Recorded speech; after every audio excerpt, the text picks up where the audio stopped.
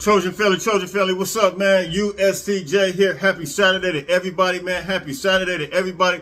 I hope everybody's getting ready to get up, get out, make some things happen this morning, man. Be active this morning. Listen, we got small news and note items, man. We want small updates as it relates to injury updates, and we want to get into this list, this new list. These things continue to be updated on a regular basis, and as the season continues to draw closer and closer, the new odds, new bowl projections, and listen. Every time new odds and new bowl projections come out, USCJ is going to bring them to you, man, because you kind of want to get an idea of what everybody's saying. If they're saying the same thing, it gives you a better idea if it's an accurate, on-point assessment of the USC Trojan.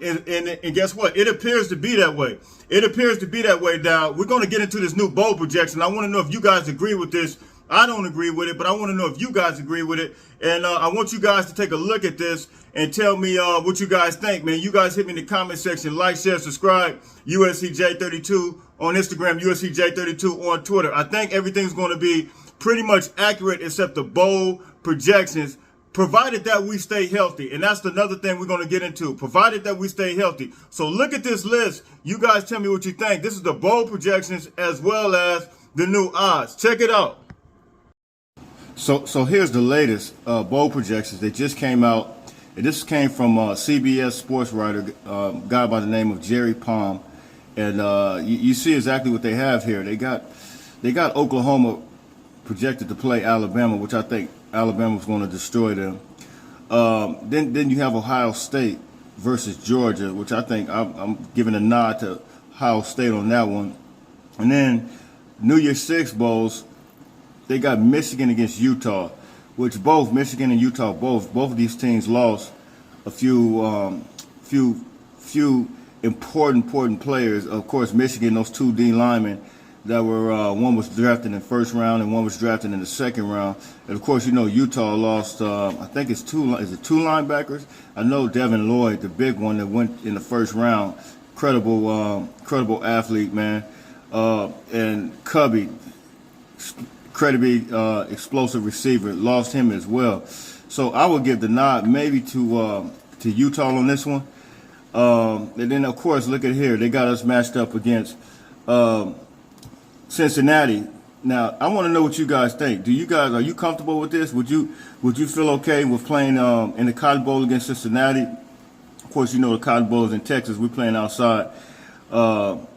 Do you guys think they're shortchanging us, or would you guys be okay with this on the first year? I think we at least need to be in the rolls, man.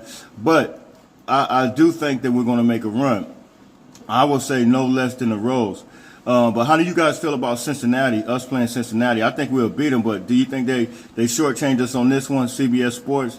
And then you flip over, and then you got Baylor playing against Texas A&M, which Baylor, man, they beat the crap out of Ole Miss last year in the bowl game. If they keep that same momentum, I'm going with Baylor in this game because I picked Baylor. Actually, if you guys remember, I did my pick for every team in each conference. I picked Baylor for the Big 12. I picked Clemson for not Clemson. I picked North Carolina State for the ACC, the Big 10, and I picked Ohio State. And Pac-12, of course, I picked USC. So I want to know what you guys think about this. I'm going with Baylor on this one in the Sugar Bowl. Notre Dame against Clemson. I don't think Clemson's going to win even the ACC. So that may be replaced with someone like North Carolina State. Their whole team is coming back. I felt like personally North Carolina State, that quarterback's coming back. I felt like personally North Carolina State is going to have enough momentum, and their team coming back, they're going to give Clemson fits. I see where Clemson just lost their freshman cornerback for the season. So you guys hit me in the comment section. Tell me what you guys think about these projections right here. Now, flipping over to the odds, championship odds, they just came out. These are the latest ones that just came out. Once again, And you see what it is here, man. I mean, they got Alabama plus 185, Ohio State plus 320, Georgia plus 400, Clemson plus 1,000, USC plus 2,000, Texas A&M plus 2,500, Oklahoma plus 4,500, Notre Dame plus 5,000, Michigan plus 5,000, and then Utah plus, this is top 20 though, I'm gonna flip it over, Utah plus 5,500. You flip over to the last part of the list, Texas plus 6,000, Oregon plus 7,000, Miami plus 7,500, Wisconsin plus 7,500, Oklahoma State plus 8,500, LSU plus 9,000, Florida, yeah, right, plus 9,000, Tennessee plus 10,000, Michigan State plus 10,000, and Penn State plus 10,000. You guys tell me what you guys think about that. USC, once again, you see it here at the number 5 spot plus 2,000. Once again, USC is always in the mix.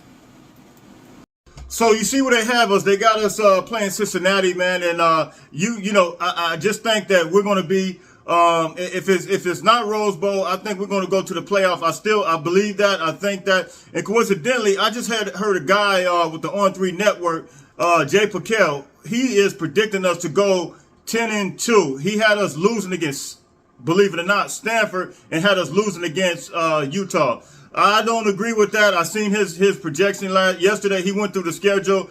He went through it in less than a minute. That was his little slogan, let's do it less than a minute. And he went down the list. He said Stanford is going to be one of those teams that I think is going to trip USC up. I totally disagree. And he said Utah as well at Utah. So he had us going 10-2. You guys hit me on that one. Let me know what you guys think about that one. So I think that we're going to go. I think that we're going to go to the schedule in a few weeks once the season draws closer. And I still think that we're going to go pretty much undefeated. I still think it's a 50-50 game. I told you at Utah. And if we did lose that game, I think we get the opportunity to play them again and still leave playoff hopes alive, because you guys know that the strength of schedule, the way that they're going to work it, if Utah beats Florida, the strength of schedule is still going to be solid as a rock.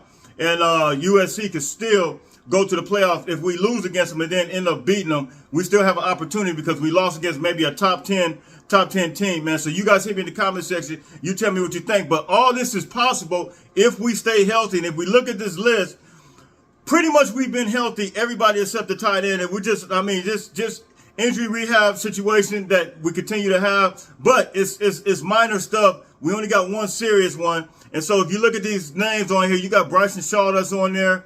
Looked like he was held out. You got Andrew Dort. He was held out. Solo was held out. Michael Jackson III was held out. Solomon Byrd was held out. All these guys, it's just a little knick-knack. And somebody hit me in my comment section yesterday. They were asking me about Corey Foreman. So I seen multiple comments actually going on. They were having conversation within conversation in the chat. And I guess some people thought it may be academic. Some thought that it might have been personal reasons with Corey Foreman. But it appears that, according to Lincoln Riley, he had a personal thing earlier in the week on Monday. But then he had actually a little knick-knack, little situation with his body, man, some type of injury. So, but I think he's going to be back next week. And Sean Lee was also held out. So I think, provided that we continue to stay healthy like this, I mean, these are knickknacks, so I'm not really concerned about that. I think we'll be okay. But the main one was Jude Wolf. He was the only one that we've seen that he's held out.